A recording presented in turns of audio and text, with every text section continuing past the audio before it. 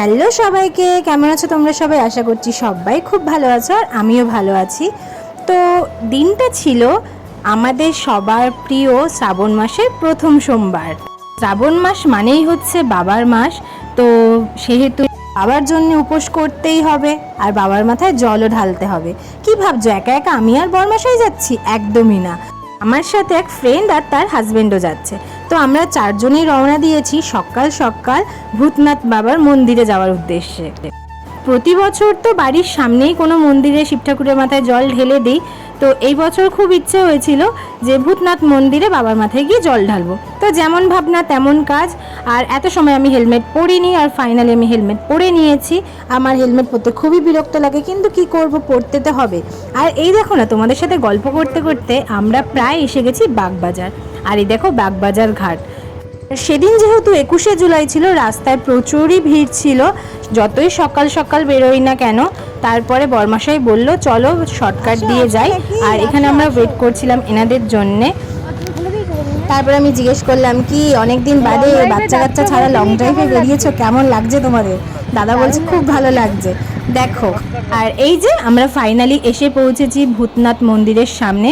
ভূতনাথ মন্দির এখনও অনেক দূর, কিন্তু যেহেতু আমরা বাইকে গেছিলাম বাইক পার্কিং করতে হয়েছিল অনেকটা দূরে।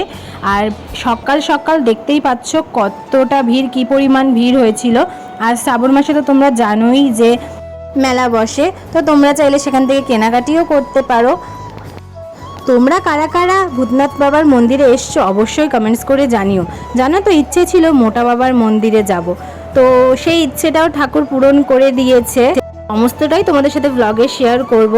আর দেখতেই পাচ্ছ সকাল সকাল কতটা পরিমাণে ভিড়, প্রচুর ভিড়, বিশ্বাস করবে না। এই সকালেই এসে দেখছি কত মানুষের জল ঢালা অলরেডি হয়ে গেছে। আর আমরা প্রায় মন্দিরের সামনে এসে পৌঁছেছি। ওই দূরে দেখো মন্দির দেখা যাচ্ছে। এবার আমরা নিয়ে নেব পুজোর সরঞ্জামগুলো, যেহেতু আমরা বাড়ি থেকে কিচ্ছু নিয়ে আসিনি। তোমরাও চাইলে কিছু না নিয়েই আসতে পারো, এখানে সমস্ত কিছু পাওয়া যায়। যেমনি তারকেশ্বর মন্দিরে সেখানে এরকম তোমরা চাইলে সব কিছু নিয়ে নিতে পারো। তো আমরাও এখান থেকেই সমস্ত কিছু নিয়ে নিয়েছিলাম। তোমরা কারা কারা এই শ্রাবণ মাসে সব কটা সোমবার করো বা এই বাবার উপোসটা করো অবশ্যই কমেন্টস করে জানিও। একটা আলাদাই শান্তি আসে শ্রাবণ মাসটা আসলেই, মনে হয় যে কখন করব, কবে সোমবারটা আসবে, কবে একটু বাবার মাথায় জল ঢালবো। তো এটাই হচ্ছে ব্যাপার। আর এই যে আমরা ফাইনালি চলে এসেছি, এখন আমরা ডালা নেব আর পুজোর সরঞ্জাম যা আছে সব নিয়ে নেব। ওই যে দেখতেই পাচ্ছ মন্দির, আর ওদিকে আমরা জুতোটা খুলে রেখেই এসেছি। আর এখানে আমরা হেলমেট রাখবো, হেলমেট রেখে এখান থেকে আমরা সব আমাদের পুজোর যা যা দরকার সেগুলো আমরা নিয়ে নিলাম। এখানে নর্মাল জলও পাওয়া যায়, নর্মাল বলতে খালি গঙ্গার জলও পাওয়া যায়। ওই যে দেখতেই পাচ্ছ ছোটো ছোটো ঘটে রাখা রয়েছে। আর তোমরা যদি চাও তাহলে ওই দুধ, গঙ্গার জল, গোলাপ জল এইসব দিয়ে ওরা আলাদা করে বানিয়ে দেবে, সেটার জন্য আলাদা চার্জ লাগবে। তো এখানে দেখো আমরা নিয়ে নিয়েছি আমাদের পুজোর ডালা। আর এই যে আমার বান্ধবী ললিতা, আর কি বলবো বলো। আর এই যে আমি বললাম আয় তোকে একটু দেখিয়ে দিই ব্লগে, সবাই তো জানতে চাইবে যে আমি কার সাথে গেছিলাম। তো এটা হচ্ছে ওর হাজব্যান্ড, মানে আমাদের দাদা। জানো তো ইচ্ছে আছে প্রত্যেকটা সোমবারই এই ভূতনাথ বাবার মন্দিরে এসে জল ঢালার। জানি না কতটা কি আমার ইচ্ছে পূরণ হবে, সবটাই তো বাবার ওপরে। আর এখানে হচ্ছিল আমি যেহেতু একটু ভিডিও করছিলাম, তার মাঝখান থেকে লোকজন চলে যাচ্ছিলো, সেই জন্য আমার একটু রাগ হয়ে গেছিলো। তারপর বরমাশাইকে ধরিয়ে দিলাম, বললাম যে তুমিই করে দাও ভিডিও।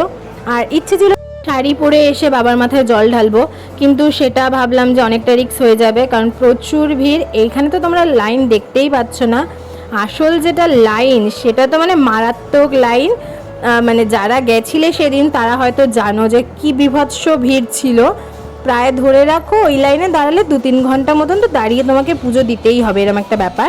তো এটা দেখো ওই পেছনের গেট দিয়ে আমরা ঢুকেছিলাম, আর খুব তাড়াতাড়ি আমাদের পুজো দেওয়া হয়ে গেছিলো। জাস্ট ঢুকেছি আর বেরিয়েছি, 10-15 মিনিট মতন লেগেছে, তার বেশি আমাদের সময় লাগেনি। কিন্তু যদি ওই লাইনে দাঁড়াতাম তাহলে তো কোনো কথাই ছিল না, তাহলে 2-3 ঘন্টা কমের মধ্যে দাঁড়াতেই হতো। মন্দিরে ঢোকার পরেই না একটা আলাদাই শান্তি অনুভব করা যায়। ওই জন্য আমি বড়মাশাইকে বললাম তুমি ভাই ফোনটা ধরো, ভিডিও করলে করো, না করলে না করো, আমি একটু এখন শান্তিতে বাবাকে ডাকি, আমার যেন সব মনস্কামনা পূরণ করে। তোমরা কারা কারা এই ভূতনাথ বাবার মন্দিরে এসছো অবশ্যই আমাকে কমেন্টস করে জানিও। আমি এই নিয়ে 2-3 বার এসেছি, আর ওই আসা হয় শ্রাবণ মাসে আসা হয়, তাছাড়া আর আসা হয় না সেইভাবে। তো ওই 2-3 বারই আমি এসেছি, আর 2-3 বারই খুব ভালোভাবে আমি জল ঢেলেছি, খুব ভালোভাবে বাবাকে দর্শন তো করতে পারি না, কারণ ওই সময় চোঙ লাগানো থাকে, তো চোঙের মাধ্যমে জল ঢালতে হয়। আর তোমাদের সাথে এই অবধি আমাকে ব্লগ রাখতে হবে, কারণ কি ভেতরে তো বাবার সামনে ফোন নিয়ে যাওয়া অ্যালাউ নয়, মানে ফোন নিয়ে যেতে পারবে, ভিডিও করতে পারবে না, তো সেই জন্য আর করতে পারলাম না। তারপর ভেবেছিলাম বাইরে বেরিয়ে তোমাদের সাথে একটু শেয়ার করব, কিন্তু সেটাও হলো না। এই যে আমাকে বলছে ফোন কিন্তু আমি নিয়ে নেব। তো গাইস, এখানে এখন ঝগড়া চলছে, মোটা পুকুর কি মোটা শিব, আমরা এখন মোটা বাবা দেখতে যাচ্ছি না। হ্যাঁ, মহাকাল লেখা রয়েছে জবার কপালে। তো সবাই মহাকালে টিপ পড়েছে, আর আমার বরের টিপ গলে গেছে। টিপটা গলেছে বলেনি, জামায় লাগাবে না, দাগ হয়ে যাবে। গল্প করতে করতে চলে এসেছি আমরা মোটা বাবার মন্দিরে, আর জাস্ট ভিড়টা দেখো, মানে আমাদের ভূতনাথ বাবার মন্দিরে জানার সময় লেগেছে, তার থেকে বেশি সময় লেগেছে মোটা বাবাকে দর্শন করতে গিয়ে। আর যেখানে আমি আর শালবনি থাকবো সেখানে একটু পাগলামি হবে না, এটা কি মানা যায়? তো এটাই করছিলাম ওর সাথে, ও রেগে যাচ্ছিল, কেন তুই আমার মুখটা দেখাচ্ছিস, এগুলো বকবক করছিল, তুই এগুলোই ভিডিওতে ছাড়বি। হ্যাঁ, আমি তো তোর একটা ভালো বন্ধু, বল এগুলো না করলে হয়? আর এই যে ফাইনালি আমরা চলে এসেছি মোটা বাবার মন্দিরে 1 ঘন্টা মতন লাইন দেওয়ার পরে। এইখানে একটা মানে আলাদাই ব্যাপার আছে, একটা আলাদাই শান্তি বলতে পারো। আর এই যে মন্দিরের ভেতরটা ঠিক এইরকম, মানে অনেক দিনের পুরনো মন্দির, প্রচুর দিনের পুরনো মন্দির।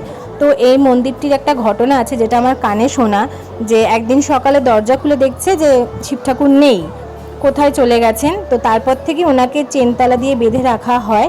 তো জানি না এটা কতটা সত্যি কতটা মিথ্যে, এটা জাস্ট শোনা কথা। আর যেহেতু ওই পাশ দিয়ে একটু ভিডিও করেছি, কারণ ভিডিও করাই মানা ছিল, তোমরা হয়তো ওখানে লেখাটা দেখে বুঝতেই পেরেছো, আর তাই একটু হালকা সামান্য তোমাদের সাথে শেয়ার করে দিলাম, মোটা বাবার দর্শন করিয়ে দিলাম। আর এখানে এখনও আমরা লাইনে দাঁড়িয়ে রয়েছি, কারণ আমরা চাইছি মোটা বাবাকে একটু জড়িয়ে ধরবো, একটু জল ঢালবো। খালি চোখে দেখলেই তো হবে না, তাকে তো স্পর্শ করতে হবে। তো সেই জন্যে অনেক সময় লাইন দেওয়ার পরে আমরা ফাইনালি বাবার কাছে যাই, বাবাকে জল ঢালি। আর জানো তো, লাইনে দাঁড়িয়ে থেকেও তোমার কোনো কষ্ট হবে না, কেন বলো তো? ওই যে বাবার স্লোগান হর হর মহাদেব চারিদিক থেকে ভেসে আসছে, এগুলো শুনতে শুনতে দেখবে তোমার মনটা কখন ভালো হয়ে যাবে। আর তারপর আমাদের জল ঢালা শেষ হয়ে গেছে, আর এখন চলে এসেছি বাড়ির উদ্দেশ্যে। তো যেতে যেতে সমস্ত কিছু কেনাকাটি করে নিয়েছি। আজকে যেহেতু উপোস মানেই সাবু, আর কে কে সাবু খেতে ভালোবাসো আমার মতন অবশ্যই কমেন্টস করে জানিও।